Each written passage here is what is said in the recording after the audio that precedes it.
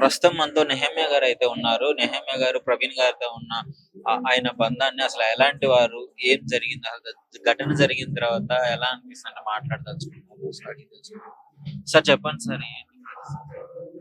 ఇప్పుడు ఈరోజు చాలా బాధాకరమైన సంఘటన ఇది.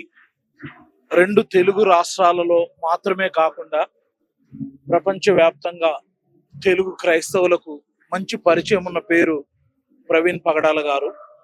వారు మంచి విద్యావేత్త. ఆ విద్యావేత్త మాత్రమే కాకుండా ఆధ్యాత్మికంగా కూడా ఈ బైబిల్ గురించి పరిపూర్ణ జ్ఞానం కలిగిన మంచి దైవజనుడు. తను గడిచిన కొన్ని సంవత్సరాల నుంచి దేవుని పరిచర్య చేస్తా ఉన్నారు. అనేక స్థలాల్లోకి వెళ్ళి యేసుక్రీస్తు ప్రభువు గురించిన సత్యాన్ని ప్రజలకు తను బోధిస్తా ఉన్నారు.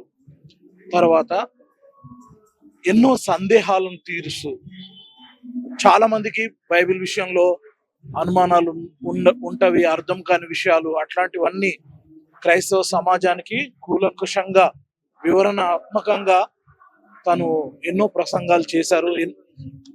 ఇతర మతాల గురించి వేరే విధంగా మాట్లాడుతున్నాడు అది ఇది అని చెప్పేసి బయట చాలా మంది అంటున్నారు. సో మీరు చెప్పండి దాని గురించి ఏమంటారు? ఆయన అన్ని మతాలలో ఏ మతాన్ని విమర్శించినట్టు ఎక్కువ లేదు, కానీ మానవత్వం గురించి చెప్పాడు. చాలా సార్లు ఏమన్నాడంటే, క్రైస్తవ్యమైనా, ముస్లిమ్స్ అయినా, హిందూస్ అయినా, అన్ని మతాల్లో కల్లా మానవత్వము ముఖ్యము. ప్రతి మనిషిని గుర్తించాలి, మతాన్ని కాదు మనిషిని గుర్తించాలి అని చాలా మంచి ఉద్దేశంతో తను చెప్పారు. కానీ తనంటే గిట్టని వాళ్ళు దాన్ని వక్రీకరించి ఆయన మీద వేరే దురభిప్రాయం వచ్చేటట్టు చేశారు. తర్వాత తను కూడా ఆ విచారాన్ని వ్యక్తం చేశారు. ఎవరి మనోభావాలన్నా దెబ్బతింటే నన్ను క్షమించండి అని సోషల్ మీడియా ముఖంగా తను వివరణ ఇచ్చారు. ఆయన నాకు థ్రెట్ ఉంది, నా ప్రాణానికి హాని ఉందని పెట్టిన 1 month లోనే ఆయన చనిపోవడం జరిగింది. అది కూడా ఎంత దారుణంగా, కొంతమంది యాక్సిడెంట్ అంటున్నారు, కొంతమంది మర్డర్ అంటున్నారు. ఆ జరిగిన విధానాలు చూస్తే అసలు మీకేమనిపిస్తుంది? ఇప్పటి వరకు మరి తన యొక్క యాక్సిడెంట్ మీద సందేహాలు ఉన్నమాట నిజమే. 2 తెలుగు రాష్ట్రాల్లో సందేహాలు ఉన్నాయి. మరి తను కూడా సొంతంగా చెప్పారు, నా మీద ఇట్లా హత్యాయత్నం జరగవచ్చు, నన్ను చంపేయచ్చు అని కూడా. మరి అందరము పోస్ట్ మార్టం రిపోర్ట్ కొరకు, తర్వాత మన ఇన్వెస్టిగేషన్ జరుగుతూ ఉంది కాబట్టి దాని కొరకు ఎదురు చూస్తా ఉన్నాము. మరి న్యాయం జరగాలి, ఆ కుటుంబానికి న్యాయం జరగాలి, క్రైస్తవ సమాజానికి న్యాయం జరగాలి.